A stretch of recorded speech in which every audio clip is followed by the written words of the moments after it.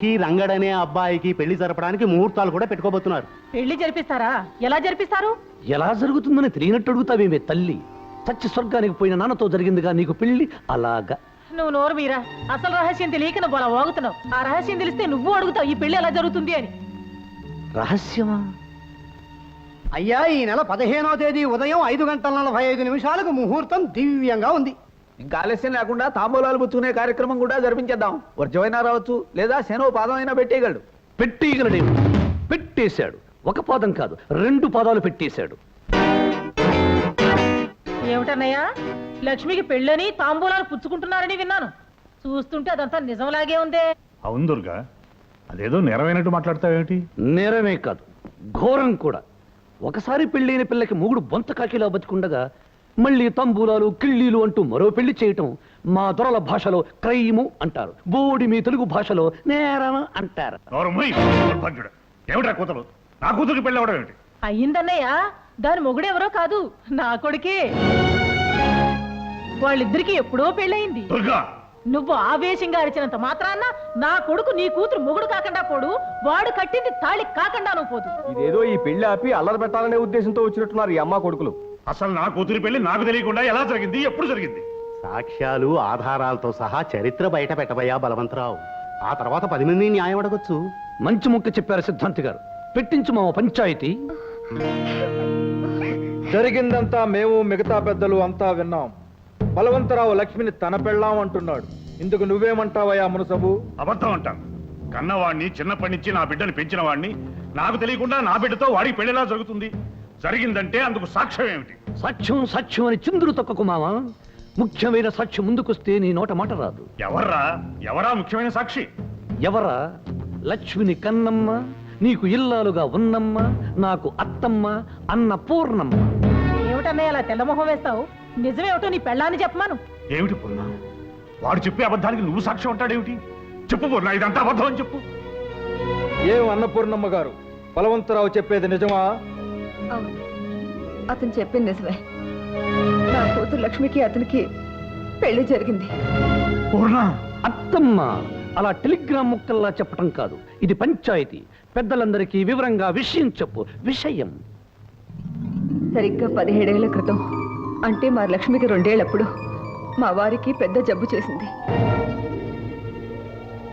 ఆయన్ని పరీక్షించిన సిద్ధాంతి గారు పరిస్థితి చాలా ప్రమాదంగా ఉందని, ఆయన ఏ వైద్యం రక్షించలేదని, వెంటనే ఇంట్లో ఏదైనా శుభకార్యం జరిగితే తప్ప ఆయన నాకు దక్కరని చెప్పారు. అప్పుడు మా ఆడబడుచు దుర్గమ్మ పసివాళ్ళైన తన కొడుక్కి నా కూతురికి పెళ్లి జరిపిస్తే ఆయనకి గండం గట్టెక్కొచ్చని చెప్పింది. నా పసుపు తాడు నిలబడ్డానికి అంతకంటే వేరే మార్గం లేదని వాళ్ళిద్దరూ చెప్పడంతో అప్పటికప్పుడే దేవుడి గుళ్ళో పసి వాళ్ళిద్దరికి పెళ్లి జరిపించేశాం. ఆ విషయం మాలోనే రహస్యంగా ఉంచాలనుకున్నా. నేను చేసింది తప్పో ఒప్పో నాకు తెలీదు. కాకపోతే ఒక ఆడదానిగా నా పసుపు కుంకుమలు నిలబెట్టుకోవాలని అప్పుడు ఆ పని చేశానండి. విన్నారుగా మా అత్తమ్మ చెప్పినదంతా. దీన్నే మా దొరల భాషలో ఫ్లాష్ బ్యాక్ అంటారు. బోడి మీ తెలుగు భాషలో గత చరిత్ర అంటారు.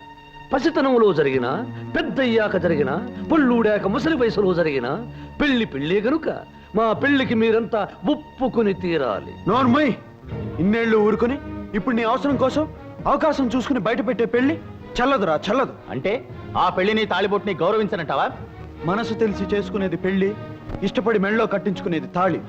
అంతేగాని పశువుకు పలుపుతాడు కట్టినట్టు, బొమ్మకు గుట్టపీలకు చుట్టినట్టు లోకం అంటే ఏమిటో తెలియని ఓ పసిపిల్లకు పసుపుతాడు కట్టేసి అది పెళ్లి అంటే నేనే కాదు, బుద్ధి జ్ఞానం ఉన్న ఏ మనిషి ఒప్పుకోడు. ఏమది? బాల్య వివాహాలను గౌరవించడం మన ఆచారం. అనురాగంతో పెనవేసుకుని కలిసిపోయిన 2 మనసుల్ని విడదీయటం ఆచారం కాదు, దురాచారం. నాయన, తరతరాల నుంచి వస్తున్న పద్ధతులకు తలవంచడం మన సాంప్రదాయం. ప్రేమతో నిండిన గుండెల్ని ముక్కలు చెక్కలు చేయడం సాంప్రదాయం కాదు, రాక్షసత్వం. మా కళల్ని బ్రద్దలు చేసి కన్నీళ్లు మా బ్రతుకులకు మిగిల్చేట్టుగా చేసేవి కట్టుబాట్లు కావు, కత్తుల బాట్లు. రంగా, సాంప్రదాయం ఆచారం కట్టుబాట్లు కాదనటానికి అడవి కాదు, శ్మశానము కాదు, అందరూ కలిసి బ్రతికే ఊరు. తప్పనిసరిగా చెప్పిన దాన్ని ఒప్పుకు తీరాలి. ఏం పెద్దలు ఏమంటారు?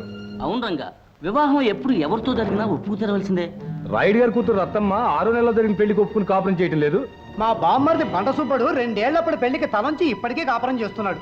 మూఢత్వంతోనూ మూర్ఖత్వంతోనూ కొందరు బలైపోయారని అందరూ బలి కావాలని కోరుకోవటం న్యాయం కాదు, అన్యాయం. ఏమిటిది జమీందారు గారు? నిప్పు తుక్కిన కోతిల కుప్పిగంతులు వేసే వాళ్ళను ఊరుకోబెట్టడం కాదుగా ఈ పంచాయతీ ప్రోగ్రాం. తొందరగా తీర్పు చెప్పండి. ఎన్నో ఏళ్లుగా పాటించే పద్ధతులను ముందు తరాల వాళ్ళు కాదనవచ్చేమో కానీ మా తరంలో కాదనటానికి ఎవరి తరమూ కాదు. కనుక గ్రామ పెద్దగా లక్ష్మి బలవంతరావు భార్యని నిర్ణయించాం. ఇప్పుడు పెట్టుకున్న ముహూర్తానికి అతడు ఆమె మెడలో అందరి ముందు తాళి కట్టాలని నిర్ణయిస్తున్నాం. ఈ క్షణం నుంచి లక్ష్మి రంగడికి పరాయి మనిషి కనుక అతడికి ఆమెకు మధ్య ఎటువంటి సంబంధం ఉండటానికి వీల్లేదు. కాదని ఎదురు తిరిగితే గతంలో పంచాయతీ తీర్పుని ఎదిరించిన వాళ్ళు ఎంత దారుణంగా శిక్షింపబడ్డారో మీ అందరికీ తెలుసు.